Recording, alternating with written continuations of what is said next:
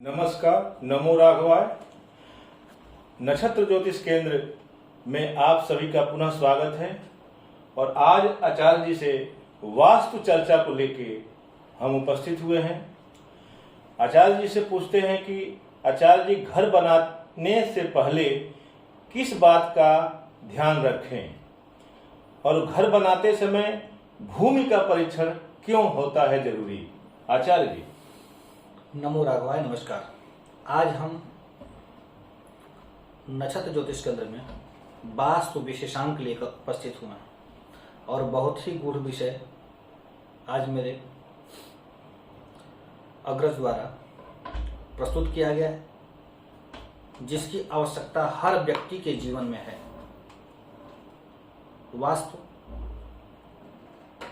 के बिना घर कभी भी रहने योग्य नहीं रह सकता। जैसे शरीर आत्मा के बिना होता है, वैसे ही वास्तु के बिना घर यदि आपका है तो वह घर रहने के योग्य नहीं रह सकता। तो सर्वप्रथम घर बनाने से पहले किस विषय पर ज्यादा ध्यान देने की आवश्यकता है। तो सर्वप्रथम भूमि का परीक्षण करना नितांत आवश्यक होता है। अब भूमि का परीक्षण क्यों करें? भूमि का वर्ण होता है। वर्णों में सबसे उत्तम नाग वर्ण होता है, उसके नीचे विप्र वर्ण होता है, उसके नीचे चंद्र वर्ण होता है और चौथा शूद्र वर्ण होता है। तो नाग वर्ण की भूमि जो होती है वह मल्टीपर्पज भूमि होती है। उस पे गृह, व्यापार,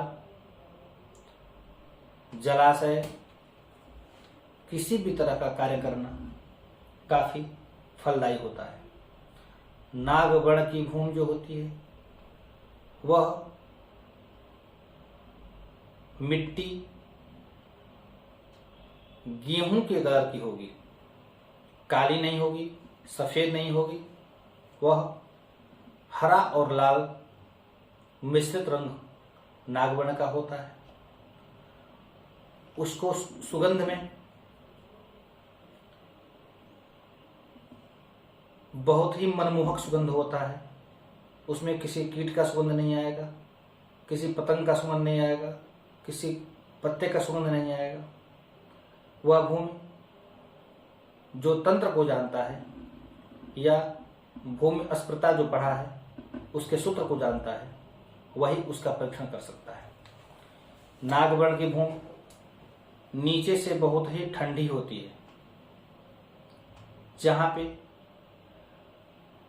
नागवर्ण की भूमि के नीचे जो पानी का लेयर होता है वह 25, 100, 120 लगभग 7 लेयरों में जल मिलता है आपको। पहला लेयर 20 से और 32 के बीच में मिल जाएगा। दूसरा लेयर 80 से 100 के बीच में मिलेगा। तीसरा लेयर 110 से 120 के लेयर में मिलेगा। चौथा 220 पे मिलेगा। इस तरह करके 7 जल स्तर आपको जल की नीचे धाराएं मिलती हैं। वह पानी बहुत ही सुगम व पीने योग्य होता है। नागवर्ण की भूमि बनाते समय थोड़ी कठिनाई आती है। जहां भी नागवर्ण की भूमि होगी वह भूमि जल्दी किसी को अपने ऊपर स्वामी के रूप में स्वीकार नहीं करती है। जब तक नींव तक आप नहीं पहुंच जाते हैं तमाम तरह की कठिनाइयों का सामना करना पड़ता है। यदि आप नींव तक पहुंच गए तो उसके ऊपर कार्य बहुत ही सुगमता से और बहुत ही शांतिपूर्वक होता है। इसीलिए नागवर्ण की भूमि पे मकान बनाने से पहले जमीन का परीक्षण करा लें और उसके पूर्वोत्तर भाग में कोने पे, भंडार कोने पे पंचगव्य में पारा मिश्रित कर करके और सवा हाथ नीचे मंडप के अंदर आने वाली भूमि में दबा देने से वह वर्ण की नागवर्ण की भूमि आपको नींव निकालते समय परेशान नहीं करती है। दूसरा वर्ण आता है चंद्रवर्ण, विप्रवर्ण। विप्रवर्ण की भूमि पे सात्विक जीवन जीना हो तो कोई भी कार्य कर सकते हैं। ब्राह्मण और क्षत्रिय ही रह सकते हैं। उस घर में आध्यात्मिक रूप से नहीं रहेंगे तो घर में उदर की पीड़ा, आपसी तनाव व मति भ्रमता, उन्माद जैसी स्थिति पैदा हो जाती है। वहीं चंद्रवर्ण की भूमि होती है। चंद्रवर्ण की भूमि पर हर व्यक्ति रहता है, परंतु वहां आर्थिक वृद्धि नहीं होती। वहां की भूमि जल स्तर काफी नीचे रहता है। नीचे की भूमि कंकरीली होगी। साथ में वहां का ऊर्जा क्षेत्र काफी कमजोर होता है। चौथा, वहां रहने पर आप कंस्टेंट ध्यान मग्न नहीं हो सकते हैं। वहां की भूमि सफेद या लाल रंग की होगी। जल का स्तर नीचे होगा। जमीन के नीचे पत्थर व कंक्रीट मिलेंगे। ऐसे जगह पर यदि सात्विकता से रहते हैं तो उत्तरोत्तर वृद्धि होगी। रहन सहन में यदि आप गड़बड़ी करेंगे तो वह भूमि कदापि आपको स्वीकार नहीं करती है। चौथा वर्ण आता है शूद्र वर्ण का। शूद्र वर्ण की भूमि बहुत ही उत्तम होती है। वह भूमि सबको स्वीकार करती है। उस भूमि का सुगंध केचुए के सुगंध जैसा होता है। जल स्तर 20 से लेकर के और 240 तक मिलता है कई लेयरों में। वहां पे किसी भी स्थिति में रह सकते हैं, परंतु वंश वृद्धि में दिक्कत आती